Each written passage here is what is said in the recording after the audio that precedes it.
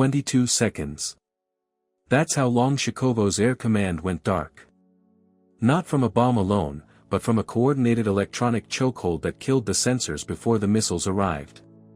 You'll see how Neptune R360s, low-altitude drone swarms, and Panther-class ground robots created a layered blackout that left an S-400 blind and the base paralyzed. If you care about how modern air defenses actually fail, under jamming, decoys, and tempo, this is your map. Stay, and learn the sequence that turned defense into dead weight. Before we move on, I'd like to ask you a small favor.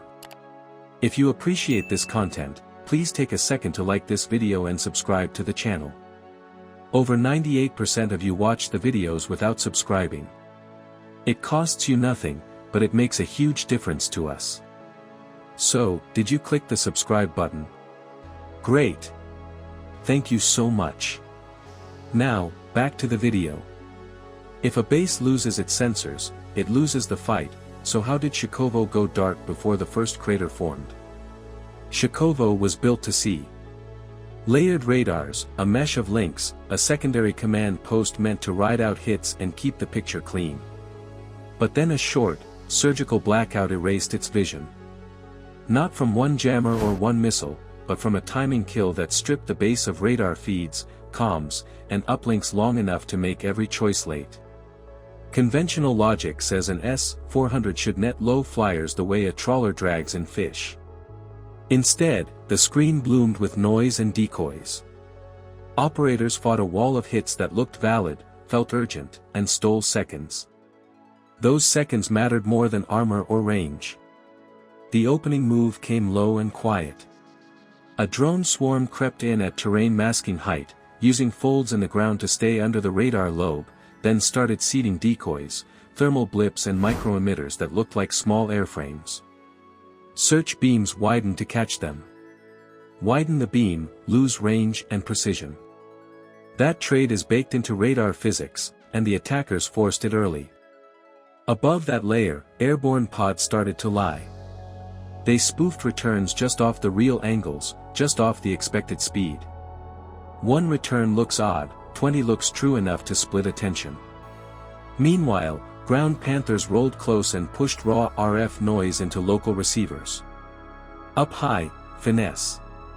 Up close, brute force. Receivers near the threshold flooded first, which meant the base had to lean harder on the network to rebuild the picture. That is where the choke landed. Mesh nodes that pass tracks between sensors and the post began to saturate. Packets queued, time-stamps slipped, correlation engines lost their lock. A backup EW truck tried to counterjam and restabilize the net, but surge power and crossband noise pushed it past its safe load. With the assist down, the mesh had to route more traffic through fewer lanes. Latency grew teeth.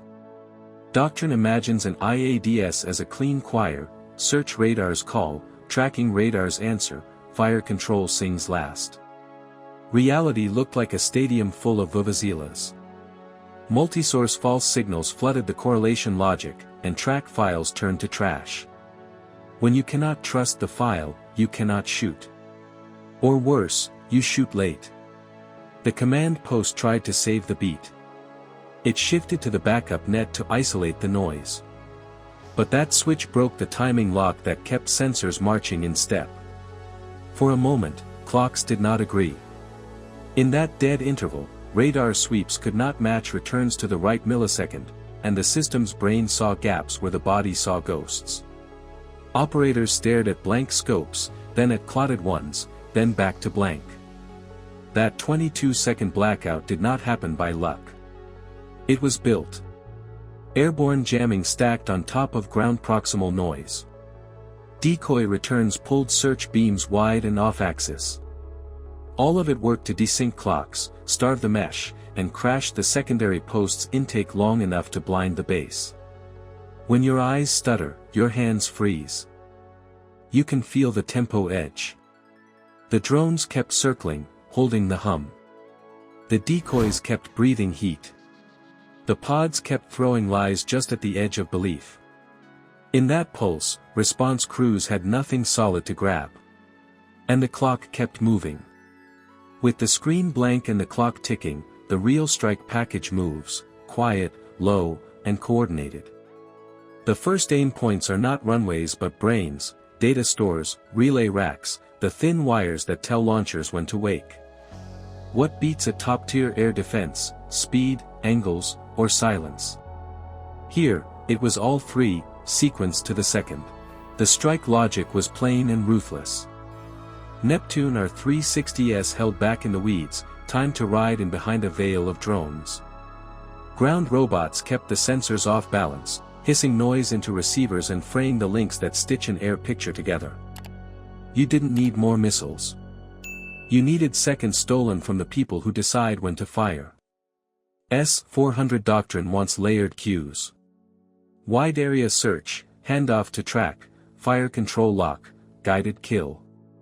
Instead, operators got late tracks and odd angles as drones split the search volume into shards. Every time the radar tried to form a clean cone, it had to choose, look far and narrow, or closer and wide. Either way, something slipped through. Neptune's path hugged the deck. Low-altitude ingress kept it under main lobes and below side lobe sniffers that catch strays.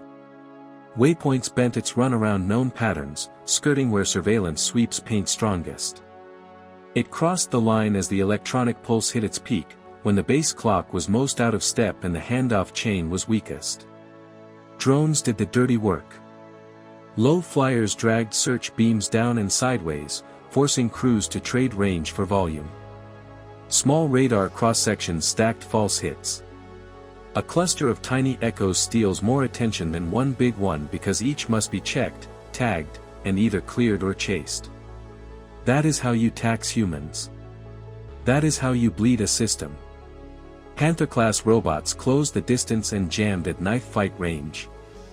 Their role was simple and ugly: scramble short-haul comms, drown local receivers, and shove operators onto human relays. When voice fills a gap that data used to bridge, lag creeps in. That lag makes bad angles look real and real angles look late. It also pins crews in place, heads down, radios hot. Interceptors didn't launch on time because modes kept flipping.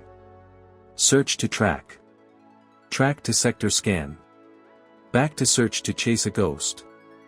That cycle adds 10 seconds here, 8 there, then another 12 for a recheck.